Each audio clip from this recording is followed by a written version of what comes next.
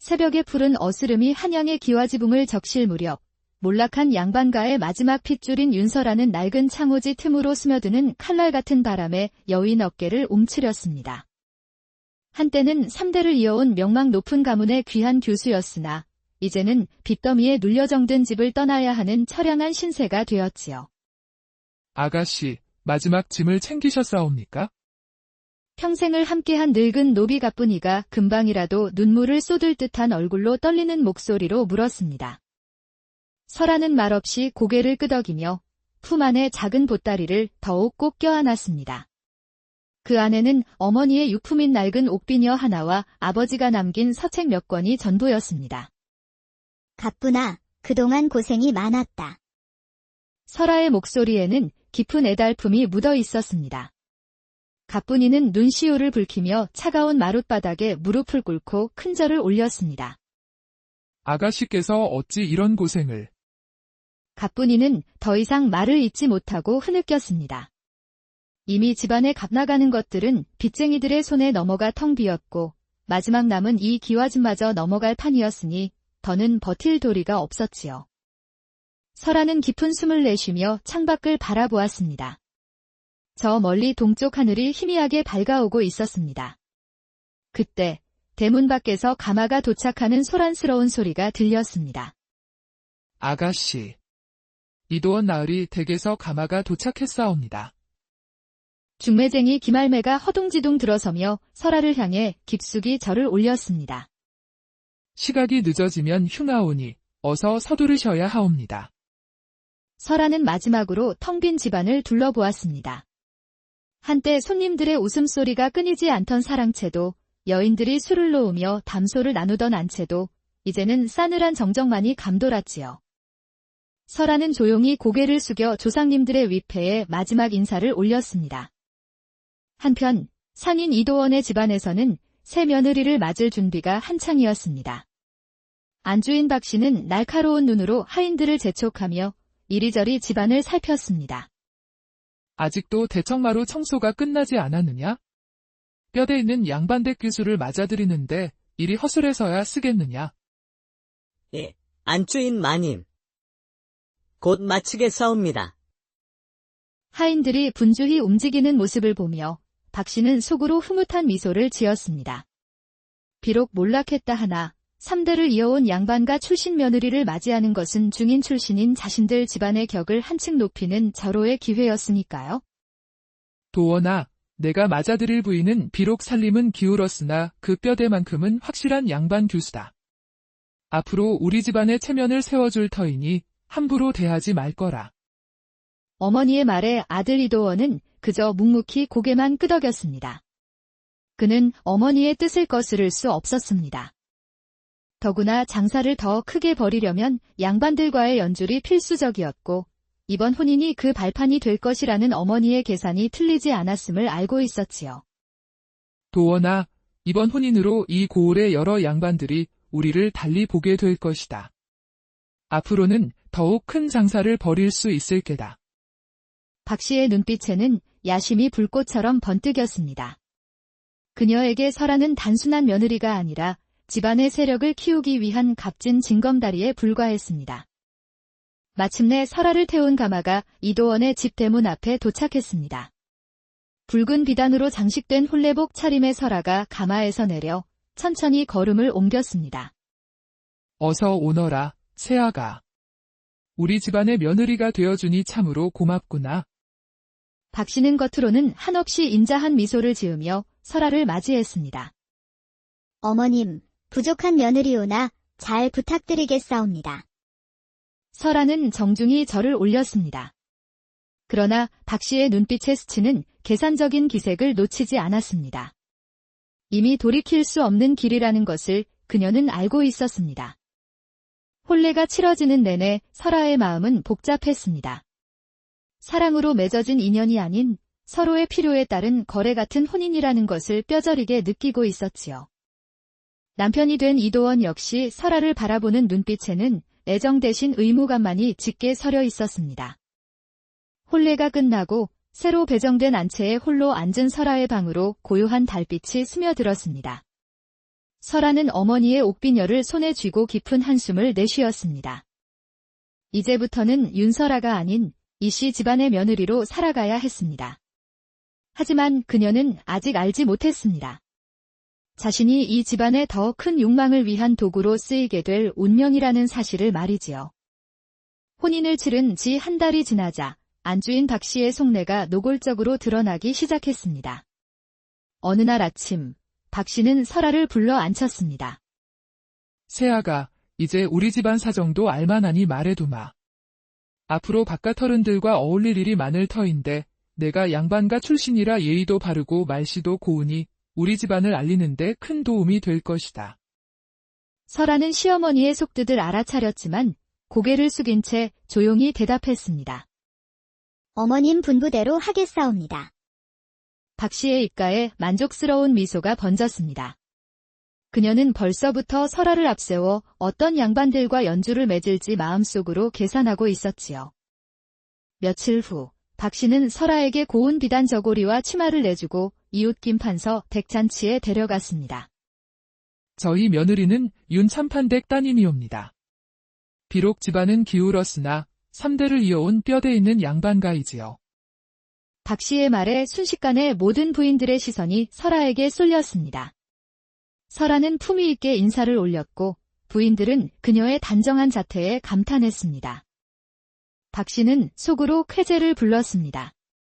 이제 자신들 집안의 격이 한층 높아질 것이 분명했지요. 그날 밤, 박씨는 아들 도원을 불러 앉혔습니다. 도원아, 오늘 김판서 부인께서 우리 며느리를 보시고 크게 칭찬하시더구나. 이제 본격적으로 양반들과 거래를 터야겠다. 도원은 고개를 끄덕였습니다. 중인 출신으로는 엄두도 내지 못했던 양반가에 물품을 공급할 수 있다면 그것은 곧 막대한 이익으로 돌아올 터였으니까요. 이후로 박씨는 설아를 인형처럼 데리고 여러 양반가를 드나들었습니다. 밖에서는 설아의 고운 언행과 깊은 교양을 내세워 자랑했지만 집안에서의 대우는 달랐습니다. 새아가 오늘 박 영감댁에서 비단을 대량으로 주문하셨다. 내가 직접 가서 인사를 드리고 오너라. 양반가 교수가 직접 나서야 더욱 믿음을 주는 법이지.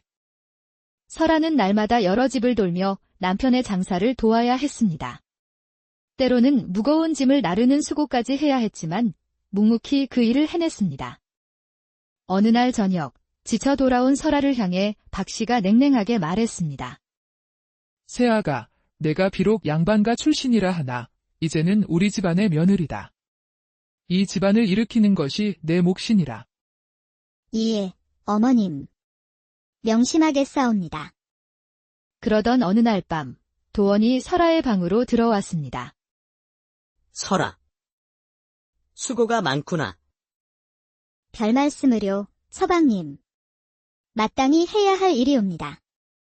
도원은 거칠어진 설아의 손을 바라보다가 낮은 목소리로 말했습니다. 어머님 뜻을 거스를 수 없어 이렇게 되었으니 조금만 더 참고 견뎌 주거라. 머지않아 나아질 게다. 설아는 쓸쓸한 미소를 지었습니다. 자신이 이 집안의 야심을 위한 도구에 지나지 않는다는 사실을 다시 한번 뼈저리게 깨달았지요. 그날 밤 창밖에는 매서운 겨울바람이 불었습니다. 설아는 홀로 앉아 어머니의 옥비녀를 만지작거리며 길게 한숨을 내쉬었습니다. 그러나 그녀는 아직 알지 못했습니다. 더 큰 시련이 자신을 기다리고 있다는 것을 말이지요. 봄이 깊어갈 무렵 안주인 박씨에게 더 큰 욕망을 채울 기회가 찾아왔습니다. 새로 부임한 고을의 홍현감에게 연이라는 어여쁜 외동딸이 있었지요. 어느 날 박씨는 홍현감댁 잔치에서 연희를 보자마자 눈빛을 번뜩였습니다. 현감의 사위가 된다면 지금까지와는 비교할 수 없는 권세를 얻을 수 있을 터였습니다. 도원아, 내가 홍현감댁 따님을 한번 보았으면 좋겠다. 어머님. 제게는 이미 부인이 있지 않사옵니까? 그까짓 것쯤이야 어찌하지 못하겠느냐? 설아는 이미 제 할 일을 다 했다. 이제는 더 큰 그릇을 얻어야 할 때다. 박씨의 냉정한 말에 도원은 입을 다물었습니다. 어머니의 뜻을 거스를 수는 없었으나 설아를 떠올리자 마음이 무거워졌지요. 며칠 후 박씨는 중매쟁이를 시켜 홍현감 댁에 혼담을 넣었습니다. 홍현감은 처음에는 난색을 보였으나 박씨가 보낸 두둑한 예물에 결국 마음이 움직였습니다. 한편 설아는 집안 분위기가 싸늘하게 달라졌음을 느끼고 있었습니다. 시어머니는 물론이고 남편 도원마저 자신을 피하는 기색이 뚜렷했지요. 서방님, 혹 제가 잘못한 일이라도 있사옵니까? 도원은 설아의 맑은 눈을 차마 마주보지 못하고 고개를 돌렸습니다. 아니다, 설아. 그런 일은 없으니 괴념치 마라. 마침내 홍현감 댁에서 혼인을 허락한다는 소식이 전해졌습니다. 박씨는 기뻐하며 도원을 불렀습니다. 도원아, 이제 설아와는 인연을 끊어야 한다. 홍현감 따님과 혼례를 올리려면 어쩔 수 없는 일이다. 어머니, 설아에게는 어찌 말씀드려야 하옵니까? 그건 내가 알아서 할 것이니 너는 잠자코 있거라. 하루빨리 정리하는 것이 옳다. 다음 날 아침, 도원은 굳은 얼굴로 설아를 불러 앉혔습니다. 설아, 내가 할 말이 있다. 우리 이제는 갈라서야 할 것 같다. 어머님께서 홍현감 댁과 혼인을 정하셨다. 설아의 얼굴에서 핏기가 가셨습니다. 예감했던 일이었으나 막상 듣고 나니 온몸이 차갑게 식는 것 같았습니다. 그렇다면 저는 어디로 가야 하옵니까? 미안하다, 설아. 참으로 미안하다. 그날 오후 박씨는 설아를 불러 차갑게 말했습니다. 설아, 그동안 우리 집을 위해 애써 주었으나 이제는 내 갈 길을 가야 할 때다. 내일 아침 짐을 챙겨 나가거라. 그동안 신세를 많이 입었습니다. 설아는 눈물 한 방울 보이지 않고 정중히 절을 올렸습니다. 그녀의 담담한 태도에 박씨는 오히려 잠시 당황했습니다. 그날 밤 설아는 홀로 짐을 꾸렸습니다. 챙길 것이라고는 시집 올 때 가져온 작은 보따리 하나뿐이었습니다. 이른 새벽 설아는 조용히 집을 나섰습니다. 누구 하나 배웅하는 이 없었고 남편 도원의 모습조차 보이지 않았습니다. 대문을 나선 설아는 단 한 번도 뒤를 돌아보지 않았습니다. 친정은 이미 사라졌고 세상 천지에 기댈 곳 하나 없었습니다. 그녀는 보따리를 품에 안은 채 막막한 길 위에 섰습니다. 하늘에는 먹구름이 몰려와 있었고 차가운 바람이 그녀의 치맛자락을 흔들었습니다. 이제는 참으로 혼자였습니다. 비는 밤새 내렸습니다. 길가의 작은 주막에서 하룻밤을 보낸 설아는 얼마 남지 않은 돈을 헤아리며 깊은 걱정에 잠겼습니다. 어디로 가야 할지 알 수 없는 채로 발길을 옮기던 설아는 문득 어린 시절 아버지를 따라 금강산 청운사에 갔던 기억을 떠올렸습니다. 그곳에는 아버지와 인연이 깊었던 해운 스님이 계셨지요. 혹시나 하는 마음에 설아는 그 길로 발걸음을 돌렸습니다. 나흘을 꼬박 걸어 마침내 청운사에 닿았을 때 설아는 지쳐 절마당에 주저앉았습니다. 그때 한 노승이 자비로운 미소를 띤 채 다가왔습니다. 보살님, 어찌 이런 깊은 산골까지 오셨습니까? 혹시 해운 스님이시옵니까? 저는 윤참판댁 딸 설아라 하옵니다. 그때 그 총명하던 아이가 바로 윤영감댁 따님이셨구나. 그런데 어찌 이리 초췌한 모습으로.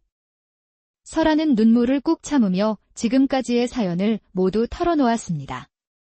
해운 스님은 조용히 고개를 끄덕이며 그녀의 이야기를 끝까지 들어주었습니다. 설아보살, 참으로 고생이 많으셨습니다.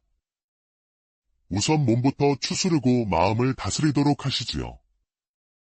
며칠이 지나 설아의 얼굴에 다시 생기가 돌자 해운 스님이 그녀를 불러 앉혔습니다. 보살, 세상사는 다 그런 것이지요. 사람마다 욕심을 품고 살아가지만 하늘은 모든 것을 지켜보고 계십니다. 악은 스스로 무너지고 선은 언젠가 드러나게 마련이지요. 스님, 저는 앞으로 어찌 살아야 하겠습니까? 원망을 내려놓고 올곧게 사는 것이지요. 하늘이 보살께 내린 시련에는 반드시 그 뜻이 있을 것입니다. 며칠 더 지난 후 설아는 해운 스님께 작별 인사를 드렸습니다. 산길을 내려오는 그녀의 발걸음은 올라올 때와 달랐습니다. 여전히 갈 길은 막막했으나 마음만은 한결 가벼워졌지요.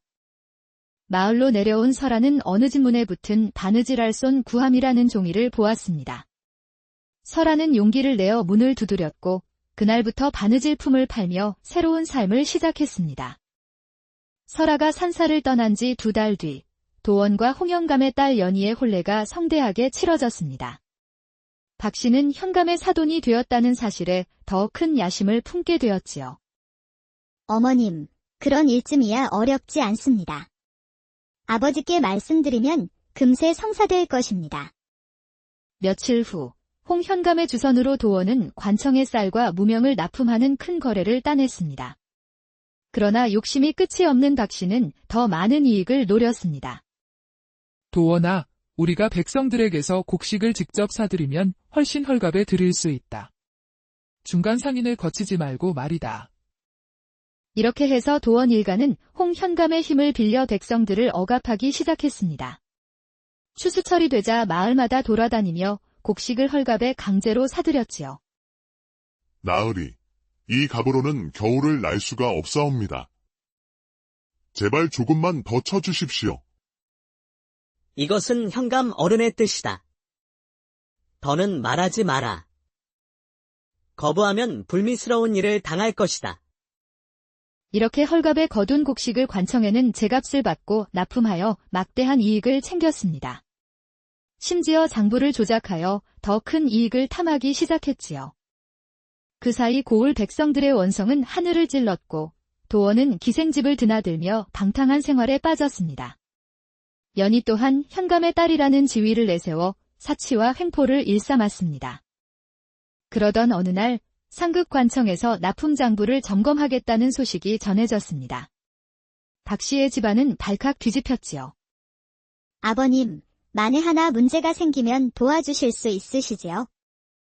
연희야, 상급관청에서 직접 내려오는 일에 압이라 해도 손을 쓸 수가 없단다. 그제야 연희는 두려움에 사로잡혔습니다. 탐욕에 젖어 저지른 악행들이 하나둘 떠올라 그들의 가슴을 조여왔습니다. 그러나 이미 때는 늦었습니다. 한편 설아는 마을 농부들이 겪는 고통을 전해 듣고 깊은 고민에 빠졌습니다. 자신을 버린 이들에 대한 원망도 컸지만 무고한 백성들이 고통받는 것을 외면할 수는 없었지요.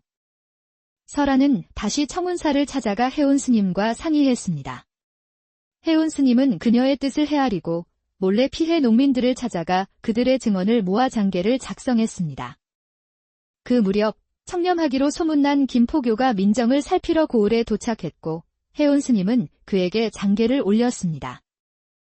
현감의 사위가 백성들의 곡식을 강제로 헐값에 사들이고 허위 장부를 꾸며 관청을 속였다는 말이 사실이요. 김포교는 즉시 조사에 착수했습니다. 농민들의 증언이 쏟아졌고 압수한 장부에서 명백한 횡령의 증거가 드러났습니다.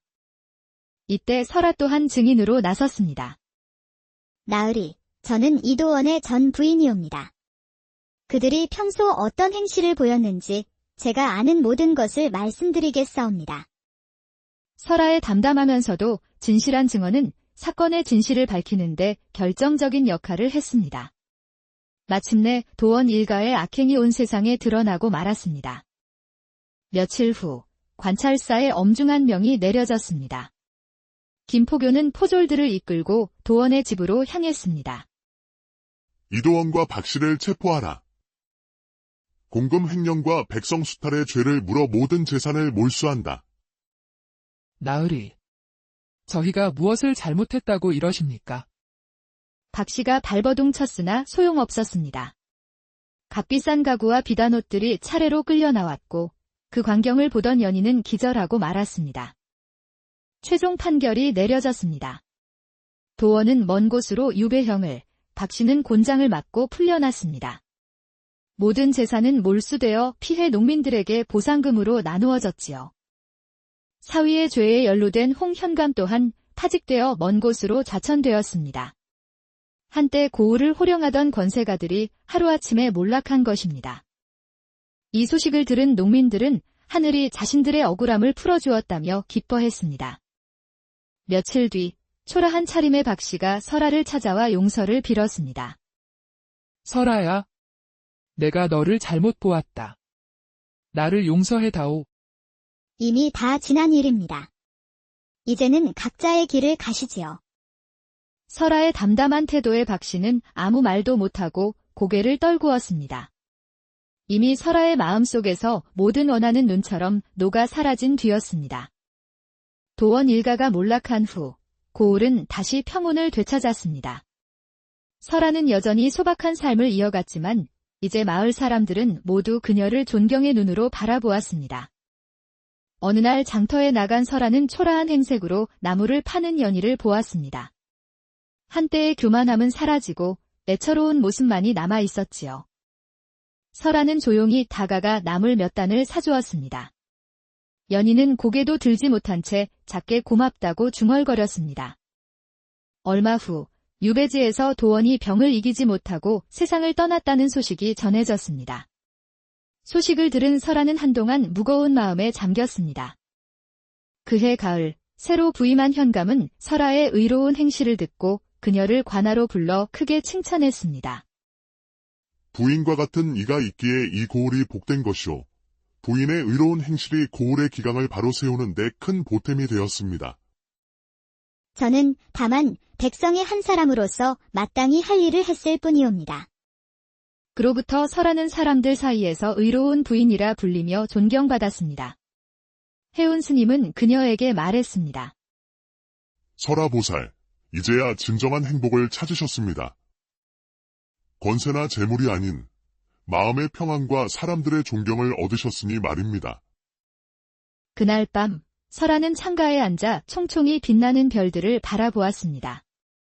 몰락한 양반가의 규수로 태어나 온갖 시련을 겪었지만 마침내 진정한 마음의 평안을 얻은 것이지요. 악은 스스로 무너지고 선은 마침내 빛을 발하였으니 이것이야말로 변치 않는 하늘의 뜻이